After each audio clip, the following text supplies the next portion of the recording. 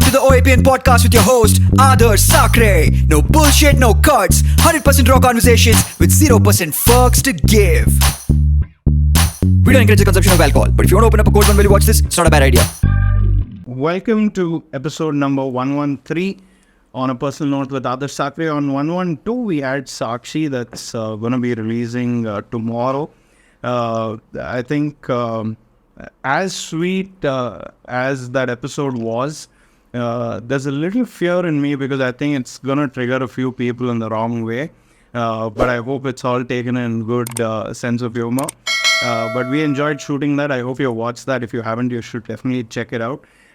Today is a long time coming. I don't think there's ever been an episode that's been this long time coming. But I think the beauty of the space is things come around, things happen at the right time. But before I speak anything about the guests, let's say hi to Siddharth and Sairaj. Welcome. Likewise. Hi. Welcome. Hi, Welcome to the studio. Thank you so much. No, finally. I don't even remember the last time somebody called me Siddharth. Well, it's on a personal note.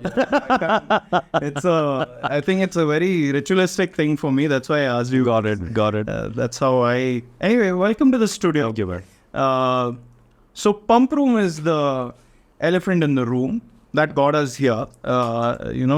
So to give you a little context, when we did the red carpet event with our first 100 guests, I was like, who's going to set the vibe? And I remembered Siddharth, and I said, I think he's the guy who should come in. And that's when I learned about Pumproom and all the massive work you have been doing. We didn't get enough time to get you guys on stage. That's a different story. But thanks for doing that for us. I also want to thank you guys for that. It was a very quick turnaround. And you know that in this space, when people come forward and do things, it really means the word. And I knew the relief I had that you guys are coming in. I knew it was in good hands. Yeah. Right. So first, I want to thank you for that. The nice story, I feel like... that's okay. I'll go off. Initially, when I connected with Siddharth, he was working for a certain corporate. I'm not going to take the name, obviously. Yeah. But it was clear that he's pursuing this job, but he's also pursuing this world of music to make his name as an artist. And I just sensed, or rather we just sensed that we know what paths we are on. And then I met Sairaj and your team, and then I just could connect what journey Pumproom is on, right? And very recently, I was at one of your events. First of all, thanks for inviting us there. Our pleasure. I go there and I really felt like this is global level. Mm-hmm. The way it was done, it was global level. There's nothing. There was nothing substandard about it. Wow. Right, and it was so nice to see. And I almost felt proud that, I know the guys who are doing this. I was proudly standing there, like, rooting for you all. So sweet. And it's nice. So Pumproom has had its journey. A lot of people have put in the work to make Pumproom what it is. Sairaj sits here with how many years now? Of what? In this field, about give or take 14 years, but actively over the last 5 years. 14 years, but actively over the last 5 years. But that's pretty much your whole adult life. Yes. Right? And 3 years. And that's how long it takes. That's how long it takes, and there's a long journey. It's And gonna take much longer. it's gonna, that's how long it takes to even get here. Yeah, to get here. That's right. From where we started, especially. That's right. From our backgrounds. Yeah. And we're going to talk about that. It's going to be a fun episode. Join in. We'll see where this goes. And if you're having a drink, great. If you're not, I think it's time to one because the party has started here. So anyway, what's going on? How's life? How's Pumproom? Happy? Sad? I think we are at a very happy space. Okay. Because the base, the foundation of what we do is about music. Sure. And if you put that in front, everything else is just the sparkle and the glitter around it, right? So we're in a good space. We have a fantastic team. Everybody is dedicated not just to succeed, but also to learn. In this entire industry, while I used to be an outsider, right? Just like all of us, we've gone for these crazy parties and always wondered who are the men and the women behind the scene making this happen. So to be in that space, like you very nicely put, like you were rooting for us at our gig. Yeah. I think we're truly blessed and we're just ready for what's ahead. Okay. Life is pretty good, bro. I can't lie. I'm very happy. It obviously... Or is it just for the reels? No, it... You look very happy. He's extremely happy. So, no, for the reels, crying inside or like... No, I mean, I'm definitely not crying inside, but the character that I put on frame is, of course, exaggerated. Yeah. I'm not that funny in real life, as you will find out over the next 1 hour. But yeah, to answer your question, life is really, really good. I'm so blessed. We're all so blessed that we actually get to do this. Yeah. And every once in a while, you need a reminder too, though, right? I mean, life gets dark and difficult at times. So it's great to have a reminder like this that our lives are pretty freaking awesome, man. And that we get to do this every single day. So definitely blessed, but happy to get a reminder every once in a while. Yeah. Awesome. Pumproom, you said, has 30 people now. Yeah. Right? And a lot of us... Yeah. Okay. A lot of us grow up saying we want to be entrepreneurs. Yeah. Want to be businessmen. And you're clearly one, but it's, it sounds great. Yeah. It is great. But the burn behind it is real as well. Yes. And very quick question that it's not all roses running a business. Yes. What do you have to say about that? Somewhere you come to, first of all, you have to come to a conclusion that you want to be an entrepreneur. I think it's very aspirational for a lot of people that they want to start a business. Mm-hmm. It's very important for one to know that how badly do you want it, irrespective of what the business is. So when I started off, the main focus was to fill a gap. And that gap was nothing but the fact that some of us had some dreams which were not fulfilled for whatever reasons. And then we got onto a common train to chase that. We did not know how it would pan out because we were the so-called outsiders in the industry, and fair play. When you say we, it's Pumproom. Yes, the initial guys who came together before this ballooned into what it is. So we came together with very humble intentions that we want to put out some music. We are fun guys. We mean the best, not just for ourselves, but for the audience as well. And then let's wait and watch what happens. Well, to our luck, there were a lot of people who just got fascinated by our story of who we are, why we are here, and what on earth are we doing. Because it disrupted the market a lot because we were the new kids on the block a couple of years back. But what really stood out for us in the long run was the people who came together to make this brand what it is. I mean, it's still not where I want it to be, but just to be in a situation where people recognize what you've done, even strangers who you don't know, you just meet at a club, and they are absolutely enamored by what we've achieved. It's very humbling. The flip side to this is, although it's an art, it's also a bit of a sport. And it's an expensive sport because you're competing with the who's who of the industry who can buy out anything they want. And you don't have access to those kind of resources. It does sound like the most common story in the world. It did happen to us as well. But having navigated all those situations, we've invested in a brand which is here to last a lifetime. And not just mine, but few more generations, I hope. So while the pain is there, I think it's still worth it. Sure. Awesome. What does Pumproom mean to you? Yeah, for me, It does seem like, and correct me if I'm wrong, it does seem like there was this journey that you were on, which is a very personal journey. And then Pumproom kind of became this booster. right. In a way, right? And Right. That's what I got of social media. No, absolutely. Absolutely. That makes a lot of sense. I think for any artist, for the most part, the journey is very individual because nobody's gonna care about you or your or your brand or your journey or your music as much as you are gonna care about it. So even today, I might sound a little selfish, but I think for most artists, that is what their priority is. However, for any artist to really achieve their goals, I think it's almost impossible to do it on their own. And I'm so glad that I got to meet Sai and the rest of the team at the point where I did, where we were able to come together and sort of pool our resources and our efforts and say, okay, let's do this craziness together. Yeah. And when you say that in that context of pooling resources, the default thought is money, and it's not. It's not. Money is not really the only thing that's required to make this. Absolutely not. In any entrepreneurial journey, whether it's your own money or somebody else's, you need it in order to succeed. I don't think, unless you've come up with a product that blows the market away, Sure. You need those financial resources to initially break through. Yeah. To give you a simple example, right? We were DJing at venues where 99.9% of the people you saw at the show you came for would not have come.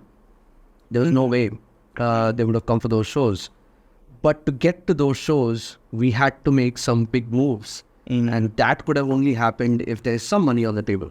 Yeah. How money is used is probably the more important thing. Are you using it for the right purpose, or is it just being party, you know? So I think we got that messaging right from the very get-go. Awesome. So let's step back from Pumproom a bit. Because I've hardly met you guys. I know you guys, but I really don't know you guys. So to just get quick context, and I won't waste too much time there, but what is it that you wanted from life? Like, why did you get into business? Yeah, I understand music is, what do you say, a tool or a medium to get to some of the things that we want to do. Like, I love interviewing people, but this is a tool or a medium towards things that I want to get at. What was it for you growing up? Was it just proving it to your family? Was it making money? Was it just saying, I want to live a wild life? What was it for you? Damn it, isn't it? I don't think either of us have lived very wild lives growing up. That's pretty wild, man. Now it is. Now it's wild. It's wild for a lot of people. That's what we forget. No, definitely. Today we are living wild lives, man. But growing up, it was simpler than you imagine. I'm sure. Anyway. I think for me, it stemmed from a bit of a difficult upbringing. Sure. I didn't come from the perfect family. There were a lot of issues that we were constantly dealing with. Okay. The one thing... Financial or non-financial? Financial. Oh, wow. And also personal within my parents. So pretty fucked up. Yeah, really fucked up. Okay. And it takes you some... Plus one. It takes... I have empathy. No. Yeah. You're fucked. Yeah. I don't want to... That's what makes it easier to accept, right? That you're not alone in this. Yeah. But having gone through all of that, the one thing I got really lucky with was good education. My parents, irrespective of what happened in our lives, ensured that we went to good schools, good colleges. They had to bend their back to make it happen.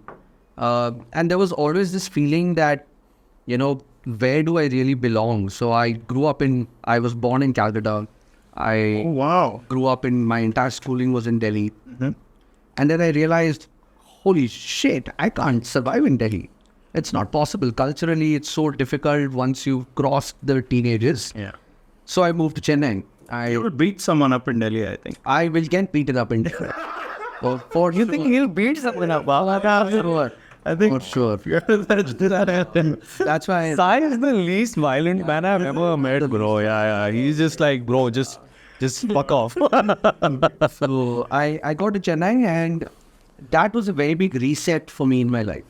When I left Delhi after 14 years, having a non-identity of a human being, I don't think my classmates realized that I was there in class as well. So when I came to Chennai is when my entire life opened up. I had no baggage. I had a fresh start. I was living alone. And that was the first time I experienced what I can actually do as a person. And that was somewhere my ability to have some degree of influence on people, on what they're thinking and their actions as well. So politics, as we all know, teaches you crazy things in life. Yeah. And college is probably the best place to learn it. So I was heavily involved in college work. Wow, very interesting. Elections, guy from Delhi in Chennai. And in my final year, I ended up winning the elections, and So you were the president? I was the president of my department. Someone can't speak Tamil to save his life. Made it happen. And that's when I realized that, okay, so one thing I'm really good at is getting through to people who matter. Not to 50,000 people. But if there are 50 people out there who really matter, I can get through to them and have some degree of influence on what they do. Then I came to Bangalore, started my job, etc. But then, like, we were youngsters, right? My friends were like, let's do a house party. And I started playing music. I became a DJ at a fairly young age in 2014. And I failed. After 1 year of hardcore hustle, playing in front of packed houses, the entire team around me just vanished. Why? Because they grew up. They were like, it's not fun and games anymore. We want to go get married, and they're like, no problems with that at all. But I got Their dreams stopped at the house party. Yes, That's the their dream stopped there. You were looking out of the balcony. Exactly. That is I was literally ready. there. I was ready to win the world. Yeah. And everything just felt like a pack of cards. This was in 2015. And then I didn't sleep for 5 years. I didn't sleep peacefully for 5 years because I knew this was a very big missing part of my life that was unfinished. 5 years later, I met some of these guys, and I think youth gives you energy. If you meet youngsters and you see the enthusiasm in them, you get reminded of who you were. Yeah. Life takes you down the road. And these guys really brought me back from the dead. And then I built the ecosystem that I wish I had for myself. Because I can bet my life on it that if I had a pump room with me in 2014, I would be sitting with Joe Rogan. No offense. No offense. Absolutely no offense.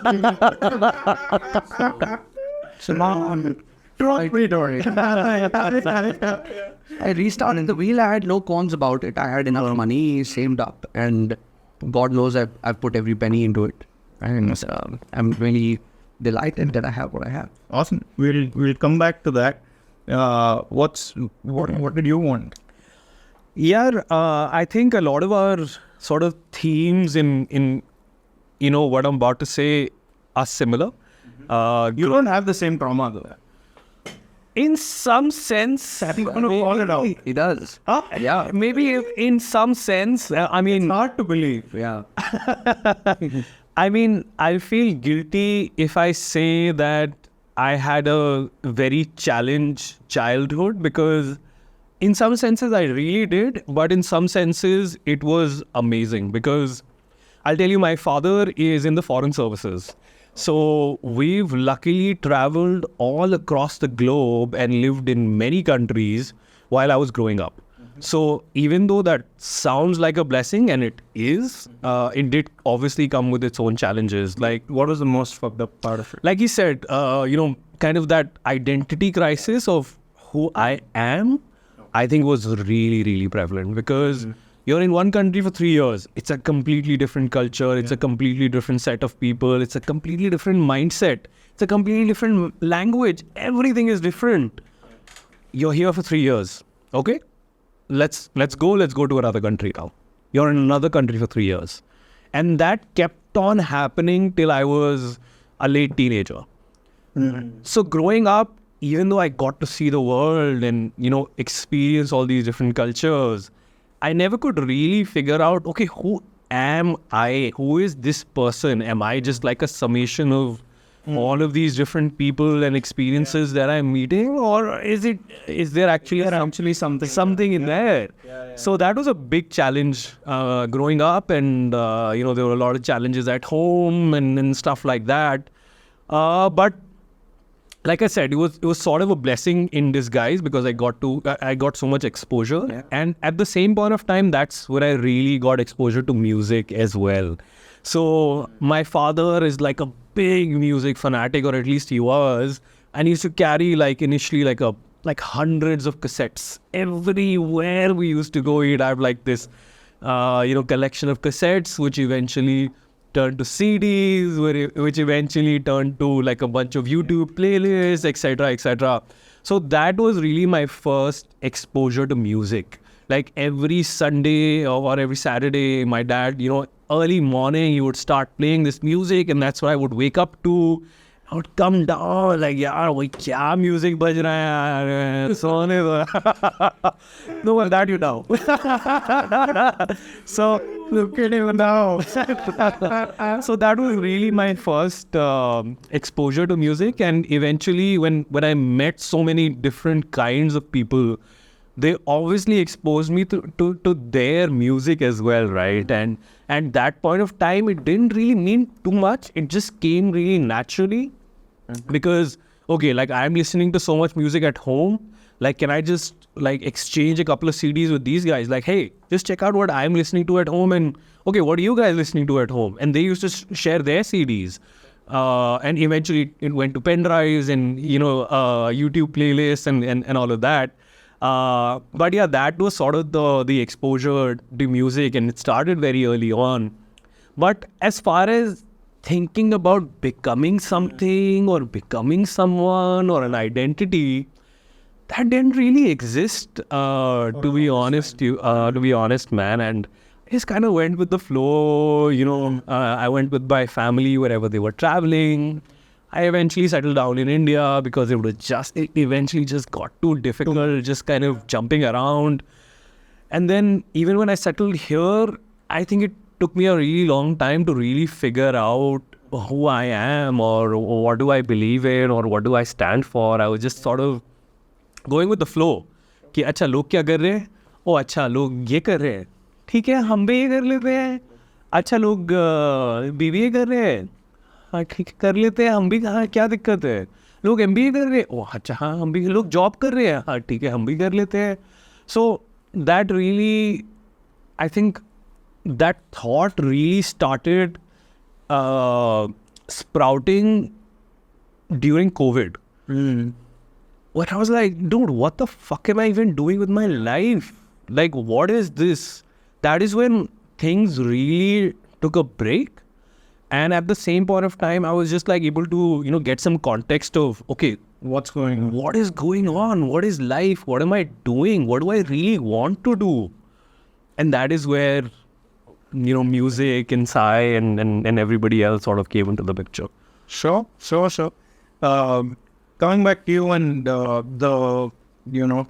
how you mentioned that this ecosystem kind of reminded you of what should have been for you. And I just feel like everything happens for a reason, and maybe your whole journey was to kind of contribute to building this ecosystem for people, because you really feel it. You know what they need. But I really want to, ask some of these questions very honestly and directly, because I don't know any other way around it. There are some industries that I feel just generally will never get its full respect and its full flair compared to the world, right? Just because of where we are from. And I feel entertainment, and especially the space that you guys in, though has so much potential just because of where we come from. Is it really gonna flare to a global level? And how does that make you feel? Have you ever thought of just leaving this place and maybe pursuing this dream in somewhere else, which is obviously very hard, I understand. But how does that make you feel? And do you see light ahead? And how much light do you see? It's a good question. I think I got back into the industry at the right age in my life. When I was younger, I think my focus was more outside. I wanted to get to the world stage. Today, where I am, and thankfully our country is also evolving, although slowly. It's still evolving where people are open to warming up to what we do, which is essentially nightlife, entertainment, DJing, music, etc. And as we've already spoken about, we are not your regular DJs. We come from the corporate backgrounds. We have to step into it. From what we see on social media, and we are only as good as the information we receive. Yeah, sure. From what we see on social media, 100% the future is bright. There is no two ways about it, because every year my conviction towards what I'm building has only become stronger. Not because we failed in a few instances or we lost a bunch of money on some show, but because what we see the young generation is accepting and adopting today. I remember as a 21, 22-year-old, I needed to hold somebody's pinky to take me to a party because that culture was so alien to me, right? Today, I see that barrier has lowered down a lot more. And I always feel it's a generational issue, right? There was a generation before us which did all this in silos and made it look cool because nobody else could see it. Today, it's out in the open. Yeah. So there are the naysayers from the old times who are like, this is not the vibe we were looking for. And then the youngsters are flooding through saying, this is the vibe we are looking for. So we are somewhere stuck in the middle as far as our generation is concerned. But the future is very clear. Future is very clear. Today's 21, 22, 23-year-olds are going to get married in the next 6-7 years. Are going to have kids who are straight going to walk into this industry because it would have matured to that stage. So I 100% know that the stigma will probably never go, but it will surely reduce by a large extent. And that's going to be driven by talent. That's going to be driven by Indian artists who are going to step up and deliver what foreign artists are delivering across the globe. So while I'm inspired by what happens abroad, as an entrepreneur, my focus is purely in India. I feel we have a very big future and we have the population to back it as well. What about you? Do you feel like, there's like, for example, for an athlete, we always say there's a age that you got to start training if you want to say the Olympics, right? Yeah. It's almost obvious that, you look at a success story, you'll see those markers done at this age and this age and this age, right? Are there markers like that for a DJ, and have you missed any? Wow. What a great direct question, my man. Absolutely love The it. reason I'm asking you that is that's what I ask myself very often, right? Wow. I'm 30. I know I've done like 112 and this is my 113th episode. Yeah. But I also know that I have not built like this, public fame that a lot of other people who are much younger to me have already built. Right. But I do understand while I've missed that bus a little, I've done a lot of other things that probably these guys are not even going to figure out until they're 40. Right? So I just want to know from you, have you missed some markers and what are they? It's a wonderful question, bro. And let me answer it by quoting you. Yeah, sure. Everything happens at the right time, my friend. And though I started my journey when I was maybe 29, which was about 3 years ago, it's definitely a lot later than the average when they will start. Right. Most of these artists that I see are, 24, 25, even younger. And it makes me so happy to see these young artists because of the fact that they figured it out so early. And when a 24-year-old DJ comes up to me and says, "Yaar, main kya MBA kar lu kya?" That is what fucking breaks my heart.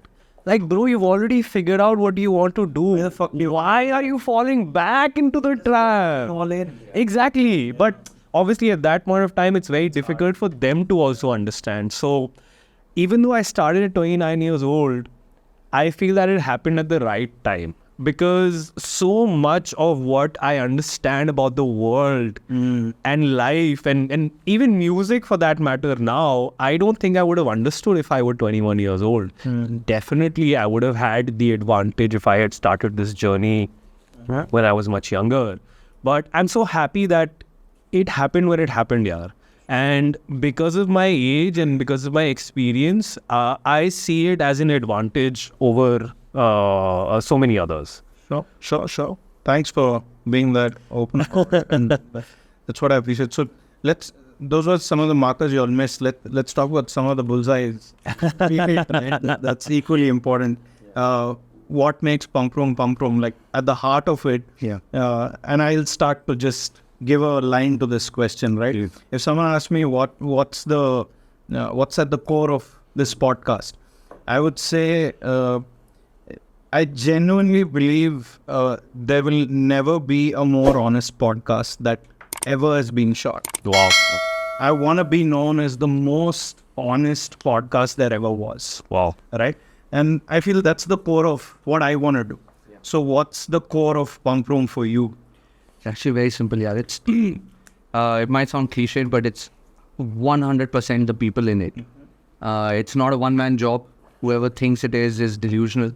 You need, my partners, I can't thank them enough for just being with me throughout the journey. They are much younger to me. They just believed in this Pied Piper and then just followed suit. So what makes Pumproom is the people associated with it. I think the artists play an invaluable role. We have, for those who don't know, we have 20 artists. We have about 7 or 8 partners. We have a design team. We have a video team, which has taken 3 years to assemble. And none of these people take a dime from us. They just do it because they all believe in the collective that we're building. So if not for the human beings that I came across, and obviously I've had a significant amount of experience in the corporate world as a senior manager. And I always knew the secret to success, a successful project, is to have the right people on it. Yeah. I think skills too many people have, but the acumen to apply it and to have the maturity to handle feedback, criticism is not in everyone. And when I was identifying artists for Pumproom or the partners for Pumproom, I didn't focus too much on their skill. Like, don't mind when It's like, did I just like, He just got lucky. I wasn't out to get it. Let's be honest here. I just want to say, like when I met Sid, and when we started this off, he was one of 4 DJs. Oh. And he was 4th on the list oh wow. when we started off. And now? And I'm proud to say he's my number 1. Damn, brother. And Kudos to that. held that place not because I cut him some slack or I cut him, some easy exchanges. No, none of that. As a leader, it's my responsibility to understand who is doing how much without us asking. I will ask you to do 2. If you do 2, well done, perfect, you've done your job. But if you do 3, I'm not going to forget you. Yeah. And I'm going to keep you around for bigger and better things that are going to come. Yeah. And this was a formula that I applied when I was in my corporate world, and I used to recruit very, very, very carefully. I used to find those hungry people Yeah. who wanted success, not because they have the skills, but because they want it so badly. And if you do that right, then the chances of succeeding are much, much higher. It's like what BCCI does, right? It's so hard to select the playing 11. You have so many cricketers in this country, but they select the playing 11 to win that match. And that's based on multiple factors. So Pumproom has become special for a lot of people, including myself. It's probably my life now. It's only because of the people and the artists and my partners who are there. They all love what we do and are here for it. Sure. What was that one moment for you during this journey that you still remember that made you feel like, fuck man, we pulled this off? With what we have, Yeah. we actually fucking pulled this off. Yeah. And that kind of becomes like a, source of motivation every time you kind of get mindfuck. What is that one moment, if you want to talk about? Yeah, there's actually plenty, but there's one that just stands out, not because of the grandeur of the show or anything, but because of the challenges that we faced. I'm not going to take any names, but those who know, you know. So we were doing this show in December 2022. Okay. It was a very expensive show. We shouldn't have done it in hindsight. It was a financial disaster. What did you disaster? About 25. 30. I think we should name the artist, bro. No. I'll name it. Okay, fine. Yotto. Fucking hell. Yotto. We were hosting Yotto, one of the artists. You lost there. 25-30 lakhs Yeah. on that show. And that man is everyone's idol. Like all like favorite. And he lost money on this. Yeah. How does this add up? So very. I get you. Are you sure talking about this? Fanboying on Lotto, that really The fact how much you're losing. The fact that we were able to do that was such a big deal for us, yeah. So you went all fucking in. Yeah, that gig was within the first 6 or 7 months of us being actively in the scene. And we thought we knew the tricks of the trade. We clearly did not. We didn't do our homework. And we were in a situation where we didn't have the funds. There were some investors who were supposed to come in. They backed out last minute and we were committed to doing the show. My partners were like, are you sure we still want to go in? And I think that was the first time in my life where I took a really big decision. Where I was like, it's okay if I lose a bunch of money, but I'm not going to back out of this gig. I'm going to make it happen. I will make sure this is the best show that people have attended that year in what we do. So we got to the show. It was 17th of December 2022.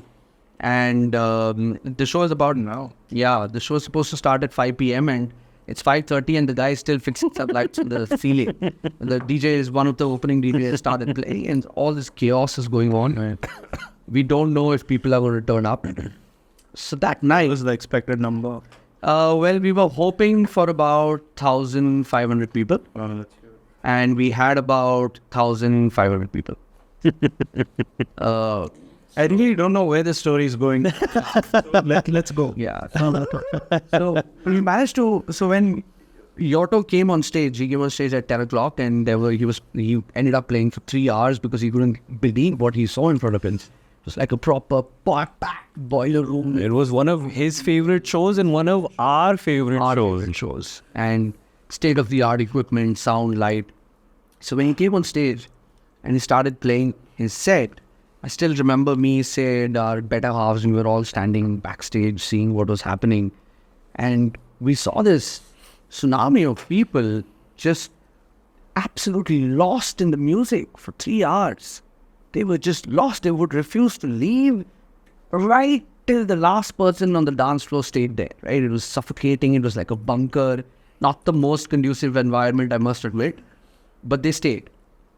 And that was the pivotal moment when I remember after that show got over, firstly, of course, the friends came and congratulated. Yeah. Right? They were like, wow, what a show. You guys have pulled off. Then the owners of the venue came to us and he said something very interesting. And now I know it made sense. Yeah. He told me that night that you boys have no idea what you have done tonight. You will find out next month. It was Jan. Because that was our last show for the year. And we were all going to take a break for 2 weeks and then come back in Jan. When we came back in Jan, our phones wouldn't stop ringing. Because every venue wanted a piece of us. Like, who are these boys who like pulled off this gig and it's back? They don't give a shit that we lost so much money. All they care about is that we managed to get 1,500 people And the artist for such a high price with such incredible production that everybody wanted to have a piece of us. And that gig really did change our life. I mean, we're not really back. So I think what people, at least like the layman and worth losing them. Oh, absolutely. Yeah. I mean, I could have done a lot of other things, but With what you knew, what you knew and what was at stake, Absolutely. you dive deep in, and that's what it costed. and it taught us so Be fucking it. see the layman feels that okay, यहाँ पे पूरा pack dance floor है, DJ बढ़िया गाने बजा रहा है. Oh, this must be a money-making machine. These guys must have made so much money. But the reality is so much more different even today. Just because the dance floor is packed and there's a great DJ doesn't mean that people are making money. Yeah, that's the downside to it. But again, you have to be an entrepreneur to realize that you're investing in the business. It's cost of doing business. And like I said, it's been better since then. It's not been as bad financially from the time we lost that much money because we learned our lessons. We knew what to do, what not. Where did you lose money? See, to be frank, I'll give you a Where does the calculation go off by? yeah, I'll give you a simple example. If you want to go for a concert, right? Who's your favorite artist? Tell me. Whose concert would you want to attend? Doesn't have to be a DJ. Who are we listening to just now? Group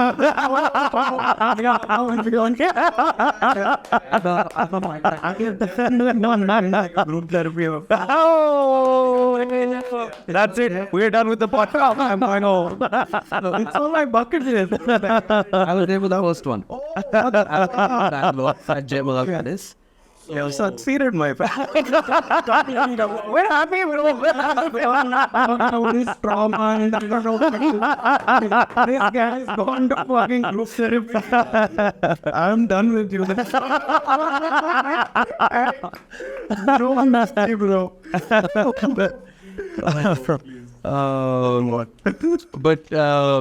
But yeah, so where were we again? Yeah, even I don't know what point were we on. What are the main crux of that? And you know, is that Man, you lose the money. yeah. So Man.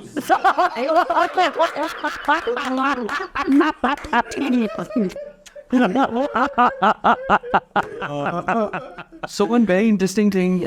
So where we were was who was the artist that you would want to attend? So I think I definitely want to watch Drake once in my life. Right. Yes. Wow. Now somebody is going to burn a lot of money, and we all love you, Drake. Yeah. And is going to try to bring him to India.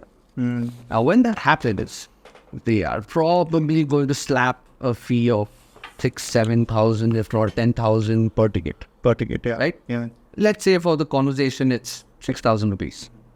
How do you come to the understanding or conclusion that that 6K is worth it?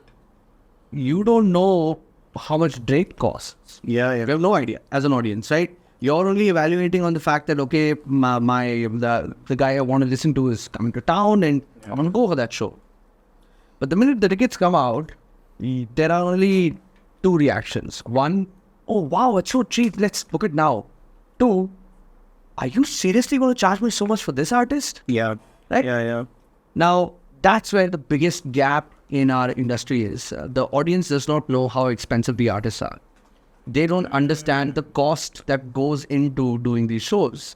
So now people have come to this understanding that either you let me in for free, because there's so much competition out there, everybody is doing a show, or the ticket pricing has to make sense to me. So when we hosted your Went wrong with the price. no, we didn't. I mean, that's all you could do. Yeah, but that's all we could do. But it was always going to cost more. That was the... So the only way we could have priced the tickets lower is if we would have picked a venue which can hold 3,000 people. Because then you're playing a volume game and not a value games per se.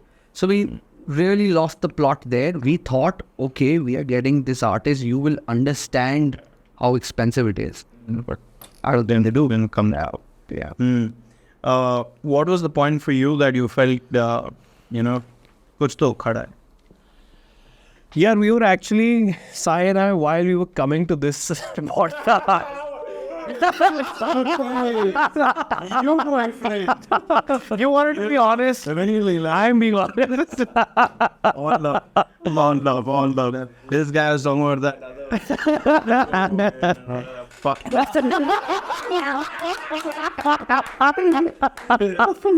So we were discussing about like some of the highlights over the past couple of years, right?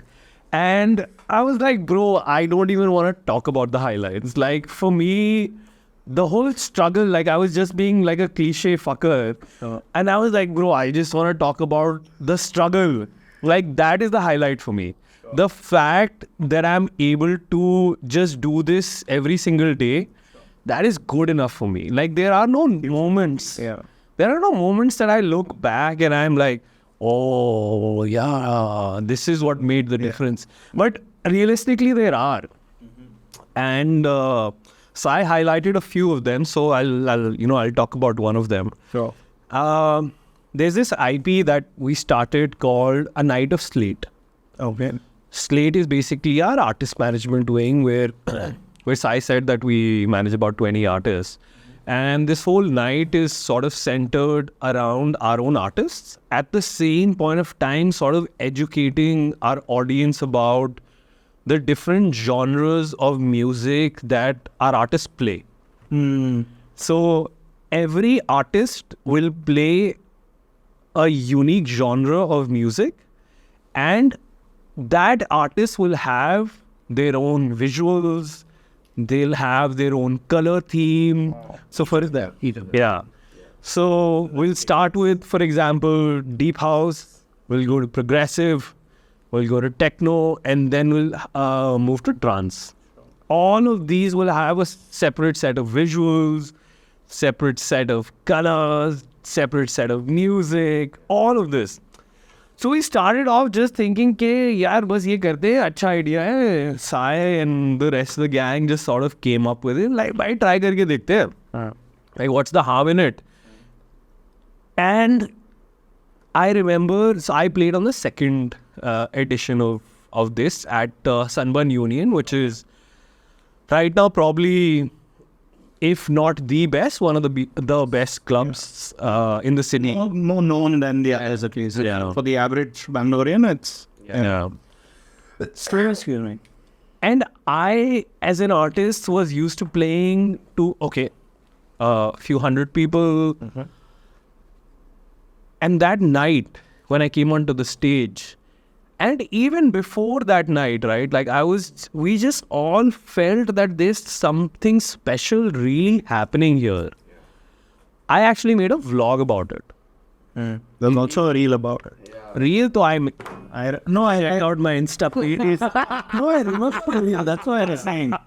I know the one you're talking So the reel actually went viral, which was a big part in the event being so massively successful. It was one of the highest ROI events that you will find in the city, because the amount of money that was invested into it versus what everybody was able to get from it was just insane, unheard of. Like even top artists from around the world weren't able to get that kind of audience or that kind of revenue. So we all felt that something special is happening.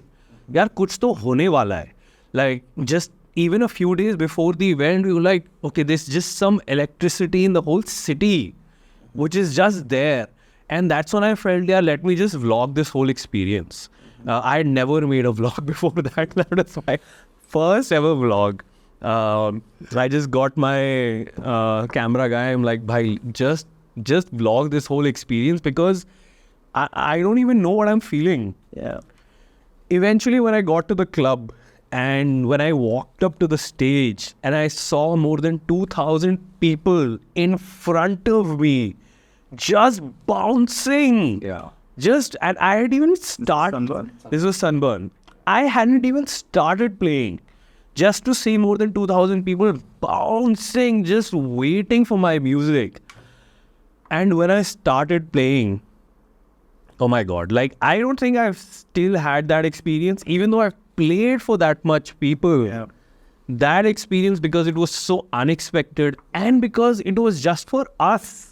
And it was created by you all. Yeah. It was just for us. There was no headliner from like international, standards coming in, and that's why people were coming in and paying. No, it was just us. People just came for us and that IP and that whole idea. And oh my God. The art won that night. Bro, that's so well said. The art absolutely won in every sense that night. And Feels so... You're listening to that, right? yeah. Bro, that was such a special night. I mean, I still go back to that vlog and still watch it just to experience that feeling. So again, my point being that I don't feel that there's just like a special moment or two. I just feel that, you've got to keep doing it every single day. Yeah. But if you have to, twist my hand and say that, tell me one night. That was one thing. That was one night, bro. Super, boys. We'll take a quick 2-minute break. I think, nice. Let's keep this going. I'm loving this. Loving the energy. Y'all are really like, like, I think I'm feeling the inspiration, which is really nice, and that's the only reason I'm here. Yeah, so how do you guys meet?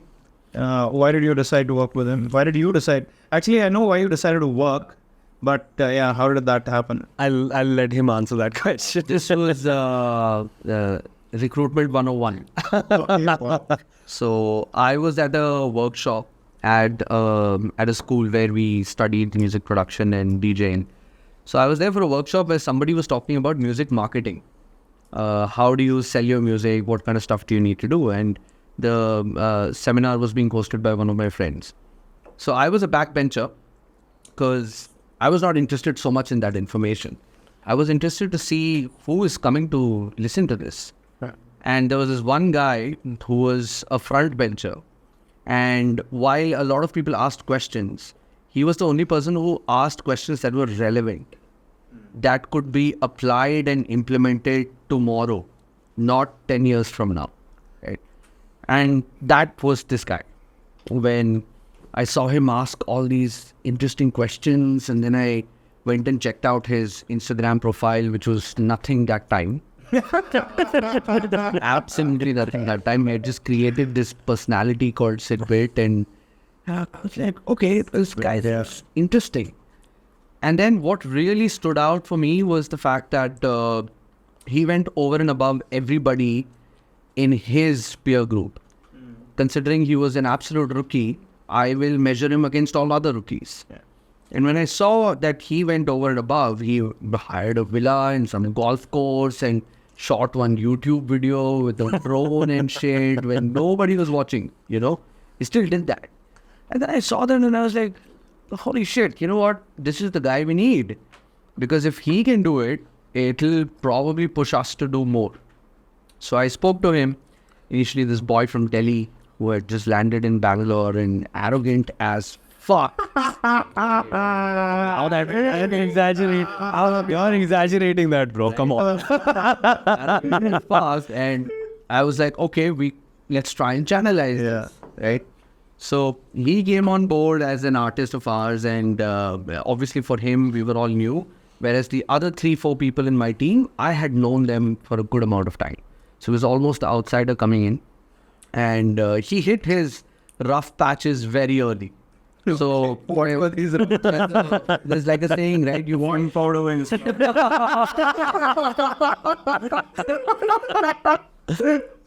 you have this saying called fail fast. You fail fast and you move on, right? So he failed really fast in terms of working in team dynamics. So that time I had a very important decision to make. It was within like 6 months of us coming together, and Sid was like the bad apple in the whole basket and causing all sorts of trouble. I don't agree with this. Fuck you. This doesn't make sense. Blah, blah, blah. So one day I actually sat him down and probably told him a new one. But that made us so much stronger. Yeah. I remember a couple of days later, he called me and he had a sit down conversation with me, and I asked him, I was like, Sid, see, you don't have to boil the ocean for everyone. You have created an identity for yourself. Why not just focus on that? You don't have to be the preacher. That's not your role in this entire system. Your job is to be the best player in the team. You don't have to coach the rest of them. Then I asked him a very simple question at the end. So you have a clear choice. Either you can go your own way and do your own thing, or let me work with you. Right? Forget about the team. Let's just us work together. And Sid said a very beautiful thing that day, which has stayed with me for the rest of my life probably. He's like, bro, where else will I go? And he was like, I can't think of doing this with anybody else. I want to be with you. Fine, there are problems. We'll figure it out. And this was in the first 6 months. Wow. Fast forward 6 months later, he literally became the apple of everyone's eyes. Like, then I brought him back into the team officially, not because I wanted to. I always wanted him in the team. It's because everybody else started coming and telling me, bro, I think things have changed, and he's not the same guy. So when he made that transition, I think there was a bit of his growing up phase. It just made us, if I may say, a bit inseparable in this entire journey, and we walked on fire and ice together ever since then. So much of brotherhood. I love it, Rudy. Absolutely. Love it, man. Love it. I immediately want to call out, right? So at that stage where you're talking about him, about, putting out this content when he's watching, and I didn't even know about this whole renting a villa and all that. And I mean, I've known you for about 2 years now. Yeah, since we first connected. And you've been making content since then. Yeah. I remember. And I used to remember watching your stuff. And I really want to say that, and by the way, it's my job to follow stuff, right? So I really follow it, right? I'm always watching. And I used to think of the same thing of your content, that, dude, there's very less audience for this. But you'd show up with the same energy. And I know what that takes. It's heart-wrenching. Yeah. It's heart-wrenching when you put out something with so much of positivity, but it's not received that much, right? And you still do the same thing. So I first want to call kudos to that. Thank you, bro. Right? In a place where nobody else was doing it, or maybe very few, you were very positive about the fact that, hey, you know what, I want to talk about music. I want to talk about the life of DJs. Content around this can be fun. Yeah. Content around this can be shareable. Yeah. Right? You really consciously attempted at making content that is shareable and not just viewable. Right. So kudos to that. Thank you. But yeah, second thing is about this transition that he spoke about. What was this, like, what happened? Why were you pissing people off? So the way I'm looking at it is like, there was a rhythm going on, Yeah. and then there's this a prodigy that this man believes in, but this prodigy pisses off everyone. What was up? I think it's just natural for everybody to kind of figure out, okay, how the chips are sort of falling, right? I think that was just the process of figuring out what we are and who we are and what is even going on, because everything was so new for all of us early on. And I'll be honest, when I met the team and especially Sai, I told him that, he asked me that, why do you even want to be here, right? For me, the biggest reason was because I felt really alone. Even though I hadn't been doing this for a very long time, I felt really isolated from the whole world. Yeah. I was like, shit, I've got this whole mountain to climb and it's just me and there's so much to do. When I met the team, I was like, oh shit, okay, thank God I have someone with me that I can just hold hands with, and like, there's a brotherhood, like you said, and we can all just sort of grow together and work together. And that was the biggest reason for me to come on board. For those differences, I think now I look back at them and I just laugh at them, to be honest. Yeah. Very trivial.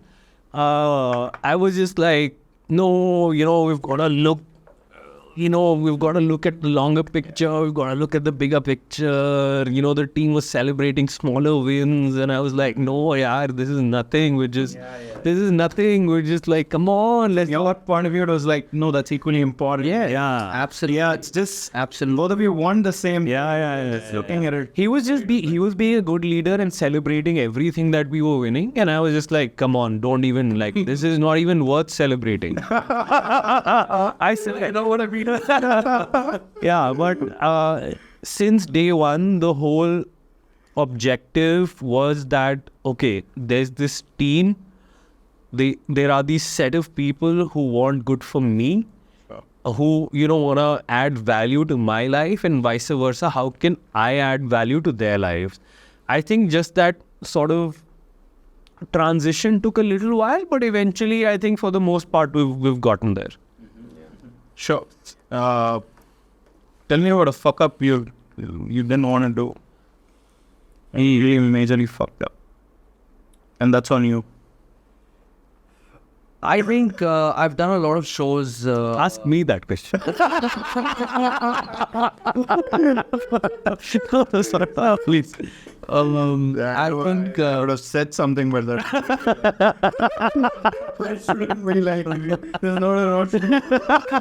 I can try on your but let's not go there.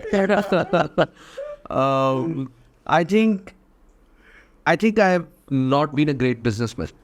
Oh wow, man, that's like a very strong statement. Yeah, I've not been a good businessman. There's a difference between a good leader and a good businessman. Yeah. I have done a lot of shows purely out of emotion, because that emotion was at stake, or some artists needed that face time. Yeah. You just do what's required at that hour. In hindsight, would I have done some of those shows differently or not done them at all? Hell yes, of course, I wouldn't have done them. But it has brought us to where we are. So, as a businessman, I need to get better, for sure. I think I'm I can say I'm a fairly good leader. No, absolutely. I think he's one of the best leaders, if not the best leader I've ever had the opportunity to work with. So, all these guys give me that validation. But it's the business side of things where I feel that, I need to build some more acumen. I need to understand, numbers are also important. You need some money to come in to survive. Otherwise, you'll shut shop one day. So my biggest fuck up was probably some of the shows that I took on, which I should not have. Entertaining a few egos, which I should not have. Longer than it should have been entertained. Longer than what it should have been entertained. I essentially surrendered myself a lot of times when I shouldn't have. Should have held my ground and be like, Put down, yeah. this is not making sense. So I took some time to get to that point where I could say, or rather accept the fact that it's okay to say no. Yeah. Which is so common in so many fields, right? For us to just realize that it's okay to say no. And the other big fuck up that I did was, I think if my life would have been a bit different, I would have come back into this game much earlier. Okay. I delayed it a bit. I could have started this a bit sooner, had more age and time on my side. I'm not getting any younger. I still try to lead by example. But in those journeys, I definitely feel that, I could have done some things differently. Sure. And the last fuck up, which I really take very, very personally to me, is how I handle the emotions of my artists. There have been instances where I was a day or two late to offer that hug. Oh. I could have picked up the Why? just being there for that person who was having a rough day and was trying to reach me, but I was caught up with some other things, and I wish I was there. Obviously, I can't. Let me just add to that. I think on the last part, I don't think there'll be any artist that works with Sai who would ever say that they have this challenge with him. I think the fact that all of us as artists work with him, there's really not much that we would want more from him. Of course, all of us have our own differences, but any of us who work with Sai, I think we all feel very privileged by the fact that he's there by our side. That we can rely on this one man. Ke yaar, bro, meri gaand fat gayi hai, please help me with this. He's always there. And for me, obviously, we have a very different relationship, but I've spoken to every artist who's part of our team and feels very, very special to be around this guy. Yeah, gotten better. Gotten better. Yeah. But I want to say one thing, right? You mentioned you wish you were a better businessman. Yeah. Maybe a few times put your foot down or whatever. But I also feel brands are built in two ways, right? One is a very transactional, number-based brand, and it can be a big successful business. But some of us choose to build a brand with emotion. Indeed. That is Case in point. Case in point. no. Yeah. And emotion costs. Yes. Emotion has a price. Yeah, emotion has a price. You can you could put your foot down, but that works against you. No? Yeah.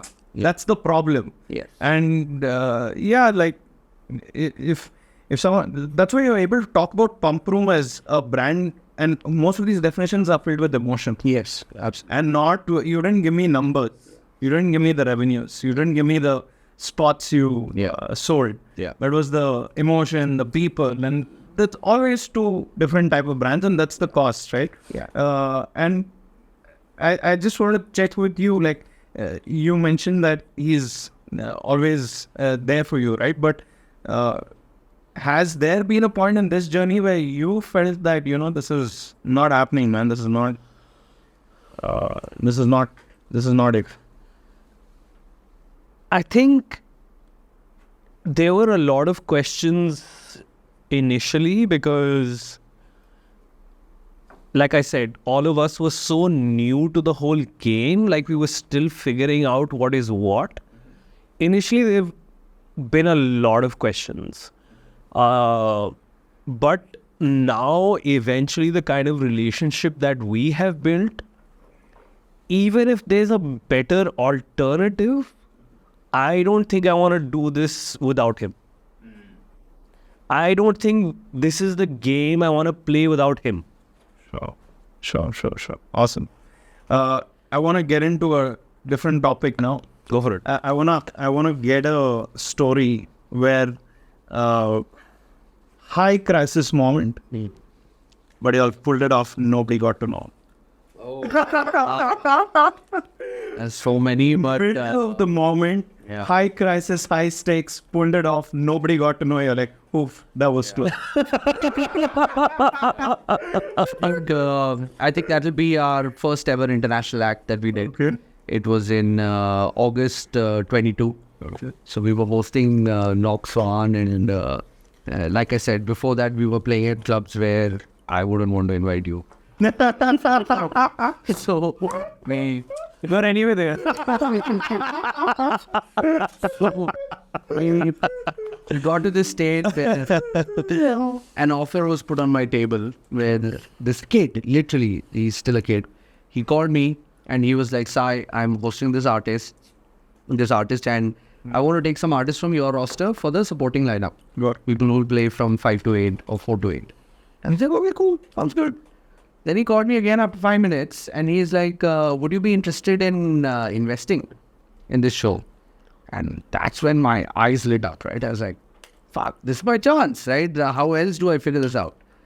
So the three of us got together, we pooled in about 10 lakhs, did the show.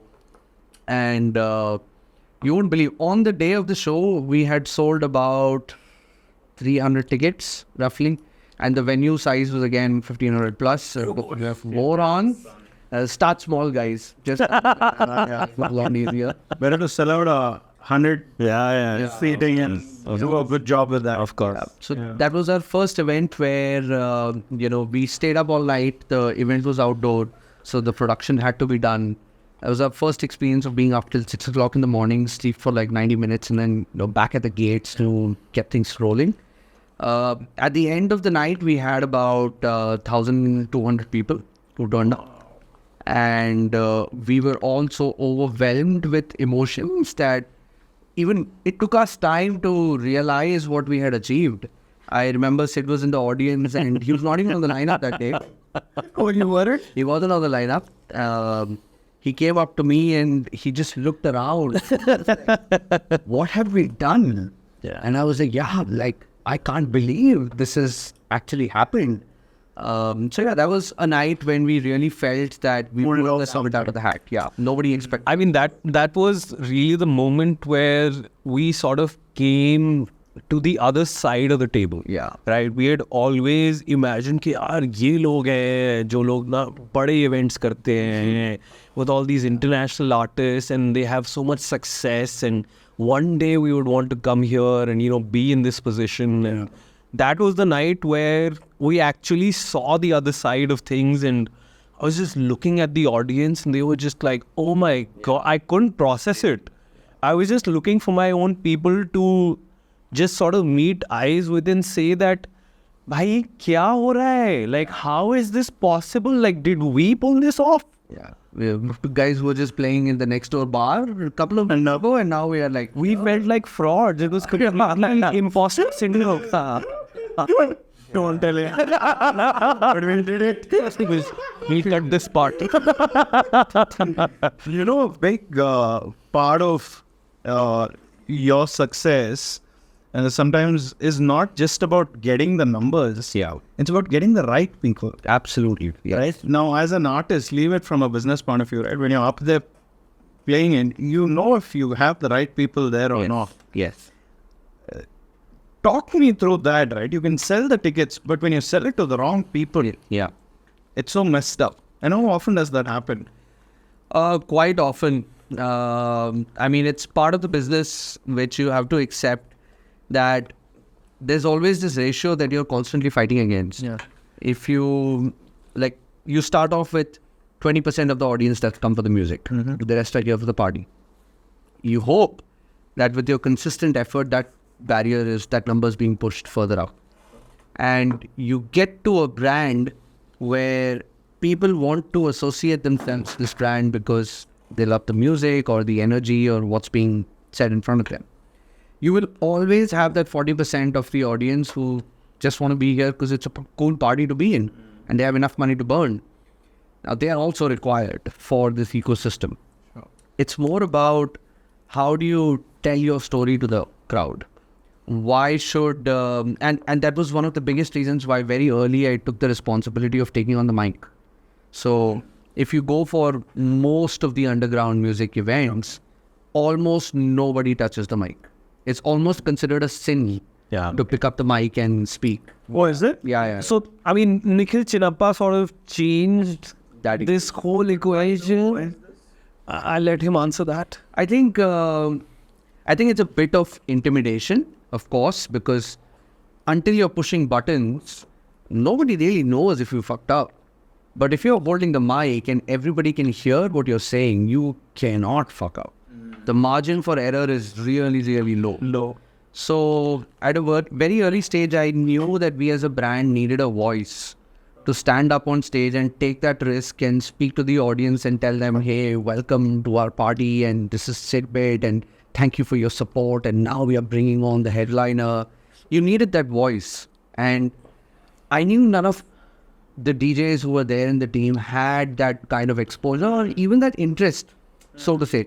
They were more keen to just let me play, perform, and get So I look at it sort of in a similar way, but not really. So underground music, when you look at it, it's sort of this cool people area, right? Like this elitism is just there. Yeah. You know, this artist is like, you know, I'm just cooler than you. Yeah. यार मैं तुमसे बात नहीं करूँगा. I'm just like, I'm just in my own zone. I'm in my own. I'm just gonna come play and leave. Yeah. That is definitely still there. And when a DJ comes in, picks up the mic, you're like, oh my God, who is this cheesy motherfucker? Like, why is he talking? Fucking play the music. Exactly. music, I'm here to. Exactly. Oh wow. Okay. So, love it. So, Nikhil, you know, kudos to him. I mean, he was really, you know, he's been such an influence in the whole underground space in India. He really started this trend of, you know, let me host a show where I'm on the mic, I'm sort of introducing everyone and just engaging with the crowd. And the audience is, the artist is just playing their music. And I think it was this gap, which is still there, which Sai so beautifully sort of fits into it, right? Like, I love it when Sai is on the mic, yaar. Like, You're the MC. He is. Like, he's the host, he's the MC, he's just engaging with everyone. And, you know, because of that, people don't even realize that, okay, बहुत सारी जनता चली जाती. Had he not just come on the mic and just kind of welcomed everybody. So I really love it when Sai is on the mic, and I hate it when there's anybody else. I'm like, bro, please, can you just give the mic to Sai? Even I don't like coming on the mic, bro. Irrespective of how much I speak on social media, when I'm playing, not to be elitist, but I don't feel like talking on the mic. It just feels a little outwardly to me. For him, it's a lot more natural. Like, he's just like, hey, this is my show. Thank you so much for coming. I really appreciate you all. These are the artists, and this is the kind of music that they're playing, and this is the event, and just thank you so much for coming, and please enjoy. Like, it just feels like we're all part of like this one unit. Very interesting you brought this up. At Sunburn itself, Lifafa played recently. And I became like a big fan of him, especially while,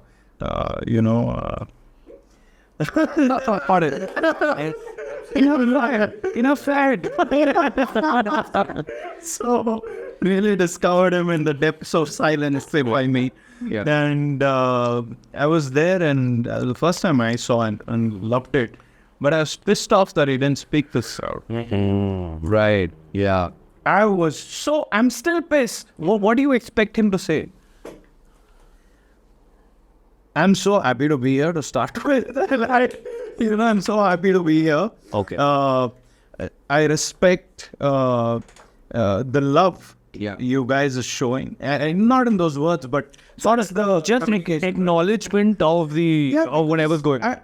I want to feel that I share something with this artist. Just acknowledgement that you're there. I want to have that communication. You don't need to speak to me, but speak to us. Yeah. 2 lines, 3 lines. Yeah. And I want you to tell me how you felt at the end, right before you leave.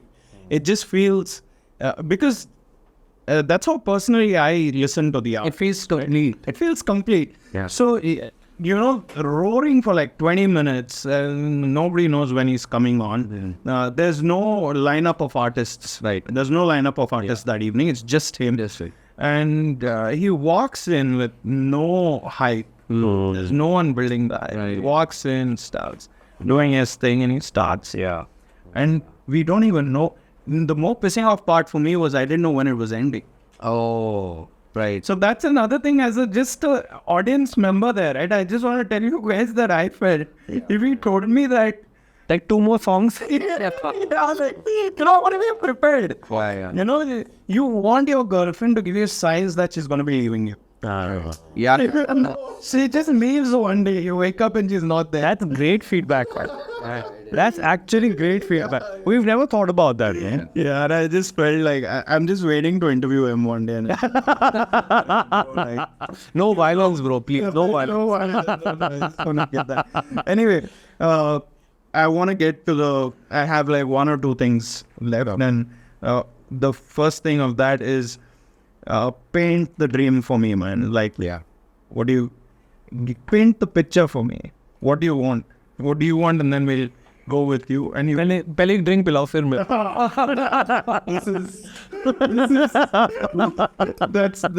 that's perfect.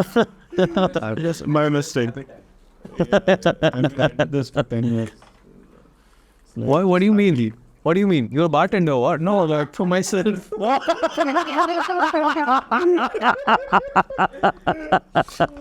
I really enjoyed it, man. You have no clue. I know. I can imagine. So beautiful. Anyway, paint the dream for me, man. What do you want? Paint the dream. Well, there is, I always believe only very few people are geniuses, where they come up with ideas which nobody has thought of, like Einstein level stuff in their own field, right? I don't think we're one of them. I think we are very good followers and observers of what can be done and should be done. So there is a roadmap which has been laid out in front of us over the last 20 plus years by Above and Beyond. And I'm a huge fan. My life changed the first time I saw them play. I was absolutely sober, maybe a couple of drinks, and the last 2 songs, I had tears in my eyes. That's not true. Yeah, let's believe that. So I had tears in my eyes, and first I fell in love with the artist.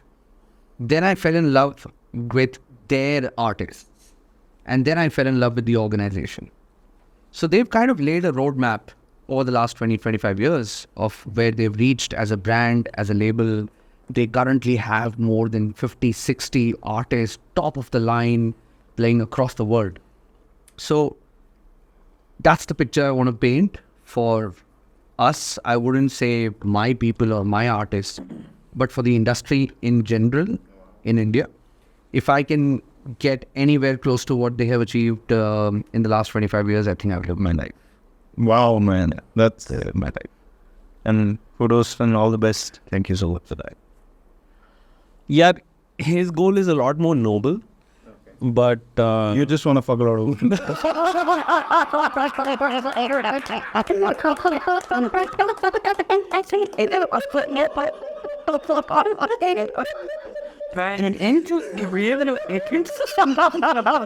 we can end it here.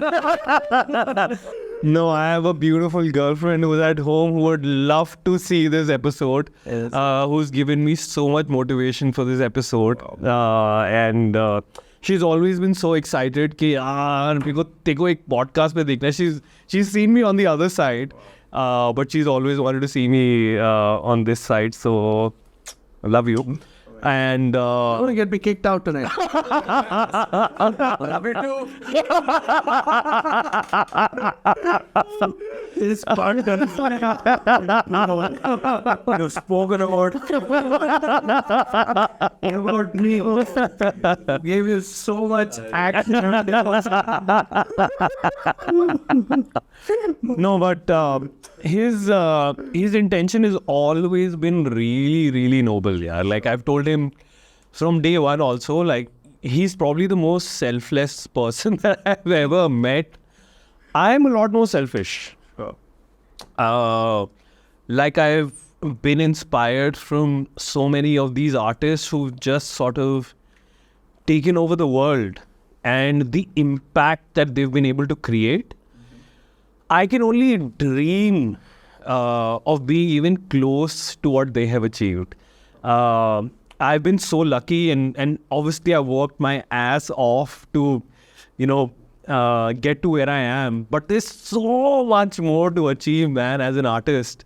And for me personally, what I've been able to do is really sort of bridge the gap between a DJ, a producer, like this whole music side of things, and this, sort of podcaster and content creator, and this, like these two worlds I've been sort of trying to merge for the past 3 years.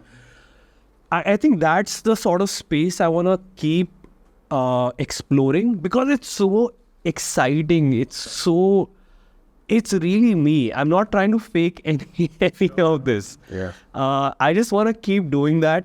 I would love to, explore this whatever space that I've created, and take it across the country and hopefully all across the world one day. And that's pretty much it, my man. So the rest you already mentioned. Awesome. I think the only thing that there's left and I want to share with y'all is like, when I meet people like you, I start to feel like, yeah, I obviously want to succeed, but I want to kind of contribute Right. to whatever you guys are doing. You already have, my brother. You already have. No, I want to be in a place, like what's inspiring me is I want to be in a place where like I can really like contribute to you guys, right? In terms of, say, making massive collaborations happen, or making you guys meet the right people. And those are my dreams. Those are my personal dreams. All I can say is, in the few years to come, there will come a day where I'll make that possible. Godly, yeah. Where it's gonna be like, I don't know, I don't know if it's an event, is it a connection that I make for y'all? I don't know what it is, but it's truly my heartfelt, dream for you guys, that I'm able to contribute in that way. But I also dream of a day where you guys are playing like a really kick-ass sport. Yeah. And, which is like global. I don't know if it's India, outside India, but really at a global level. And I wish to be there backstage and just see it. You're most welcome. See it live. Most welcome. Because, if it's not us, I don't know who else, right? This is a problem. This is the emotion that we have been talking about. Why हम नहीं करेंगे तो कौन करेगा? Because there's no more truth in this. Yeah. This is as true as it can get, and we have felt it and lived it, right? What else is there? Bring it on. कौन है भाई? हमसे ज़्यादा कान कौन कर लेगा? हमसे ज़्यादा दिल से कौन बात कर लेगा? If we can't, like he was telling in the car, if we can't outwit you, we'll outwork you. Yeah, 100%, bro. I think that's the only way forward. Yeah. So keep it rolling, boys. So much. Keep it going. I think as artists, it's the most exciting and the most hardest. Yeah. But you'll have a wonderful team. Absolutely. With y'all. I think that should remain like the core of things, because that's where you come back. Yeah. So you go back, that's why you share your stories. Yeah. So really kudos to your team as well. Yeah. Now, obviously we couldn't speak in detail about your team, but I know how much it means to you. And if they're listening till here, I really want to salute to each person in your team, because I know what it takes. And yeah, man, thanks for coming here. Thanks for believing in me. Always. Thanks for believing in this space and coming and sharing so naturally and so openly. You've inspired us, and thank you again. Thank you so much. I just want to say that I don't think we ever thought that we will be doing this. Yeah. And we've obviously followed your journey as well, Adarsh, and just to be in this position to be able to share the story. I think we're all storytellers in our own right. Yeah. And for us to be able to share this platform and tell you what we are made of and how did we get to this point, it's been an absolute pleasure, and it's an honor to just be on your 113 cars. No, absolutely. We've been talking about this for a while. Adarsh and I have known each other for a long time, and I didn't even talk about that, by the way. Like, imagine every 3 months, messages me on. Bitch, fuck. That's so natural. Can we create we stand his own? This guy chased me at an airport. You fucking about me. Just I'm making a massage also. Yeah. this is actually true. I told you, this is true. My God, what a pleasure, bro. Thank you so much, bro. It's an absolute pleasure, bro. Thank you. And these clips of yours, fucking now I'll fucking release it. But when those main stages and global events happen, I'll fucking re-release it. Yes. I'll show these fuckers what you're made. Yes. Wow. I think that's the goal. Anyway, Love you, my brother. Thank you so much. Lovely shoot. Thank you. And thanks for watching, guys. This was killer, and hoping we'll see you soon on the next episode. Thanks for joining us on this crazy ride. Thank you, guys. Thank you so much. Thank you. Thank you, my brother. Thank you, sir.